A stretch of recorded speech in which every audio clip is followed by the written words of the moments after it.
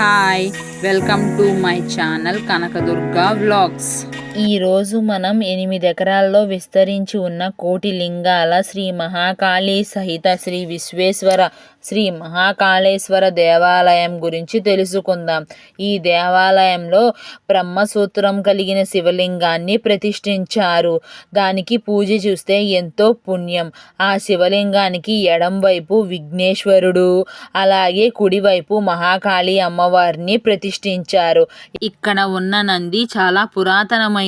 కోటిలింగాల ప్రదక్షిణ చేయడానికి ముందుగా గంట కొట్టి తర్వాత నందికి 101 అడుగులు ఎత్తుగలిగిన శివలింగాలకి దండం పెట్టుకుని మనం ఈ పానిపట్టు ఆకారంలో ఉన్న శివలింగాలకి ప్రదక్షిణ అనేది మొదలు పెట్టాలి. ఇక్కడ వీడియోలో చిన్నగా అంగుళం సైజులో కనిపిస్తున్నాయి చూడండి, అవే శివలింగాలు. అలా కోటి శివలింగాలను ఇక్కడ నిర్మించారు. ఈ కోటి శివలింగాలకి వాయు ప్రతిష్ఠ చేశారు. ఎందుకంటే వీటికి నిత్యం అభిషేకం కుదరవు కాబట్టి అవి ఎండకు ఎండి వానకి తడుస్తాయి. అదే వాయు ప్రతిష్ఠ అంటే. ఈ ప్రదక్షిణ చేసేటప్పుడు మనం ఓం నమ శివాయ అంటూ చేసి మరలా గంట కొట్టాలి.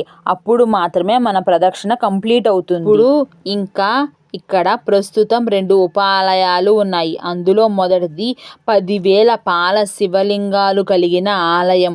ఈ గుడి ఇంకా ఓపెన్ చేయలేదు, ఎందుకంటే 9,000 శివలింగాలను మాత్రమే ఇక్కడ అమర్చారు. ఇంకా 1000 శివలింగాల్ని అమర్చలేదు. అందుకు మాత్రమే ఈ గుడి క్లోజ్ చేసి ఉంచారు.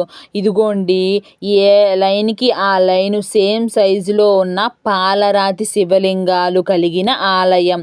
చూడడానికి ఎంతో చాలా బాగుందండి. ఇక్కడ నిత్య అన్నదానం కార్యక్రమం కూడా జరుగుతుంది. ఇక్కడ ఉన్న ఆలయాలన్నీ రాతితోనే నిర్మిస్తున్నారు. పైన గోపురం నుంచి కింద భాగం వరకు సేమ్ సైజులో ఉన్న శివలింగాల్ని భలే అమర్చారండి. ఇంకా రెండవది శ్రీచక్రాలు కలిగిన ఆలయం. మనం ఒక శ్రీచక్రానికి పూజ చేస్తేనే ఎంతో పుణ్యం కలుగుతుంది. అలా 108 శ్రీచక్రాల్ని మనకి అభిషేకం చేయడానికి ఒక రూమ్లో నిర్మించారు. అదే రూమ్లో అటు ఇటు ట్యాపులు కూడా పెట్టారు. దాని ద్వారా మనం నీళ్లు పట్టుకుని 108 శ్రీచక్రాలకి మన చేత్తోనే మనం అభిషేకం చేయవచ్చు. ఇది ఎంతో పుణ్యం. ఇంకా లాస్ట్ బట్ నాట్ లీస్ట్, ఎందుకు అలా చెప్పానంటే ఈ గుడి నిర్మాణం పూర్తవలేదండి. ఇది మరకతమణి శివలింగం.